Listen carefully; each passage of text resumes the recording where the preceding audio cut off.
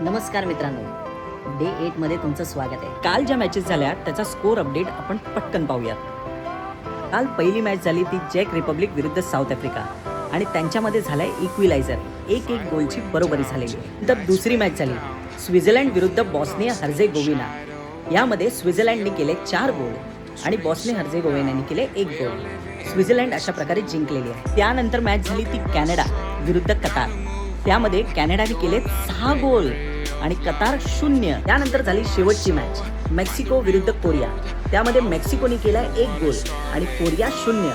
Mexico अशा प्रकारे विजयी झालेला आहे। तर आज होणाऱ्या मॅचेस आहेत पहिली मॅच USA विरुद्ध ऑस्ट्रेलिया, ती पण रात्री 12:30 वाजता। दुसरी मॅच स्कॉटलंड विरुद्ध मोरॉको रात्री 3:30 वाजता। ब्राझील विरुद्ध हैती सकाळी 6 वाजता। टर्की विरुद्ध पॅराग्वे सकाळी 8:30 वाजता। नेदरलँड्स विरुद्ध स्वीडन सकाळी 10:30 वाजता। अशाच अपडेट घेण्यासाठी नेहमी आमच्या चॅनलला फॉलो करा, सबस्क्राईब करा आणि लोकांपर्यंत शेअर करा आणि आपल्या कमेंटद्वारे आजचा व्हिडिओ कसा वाटला हे नक्की कळवा।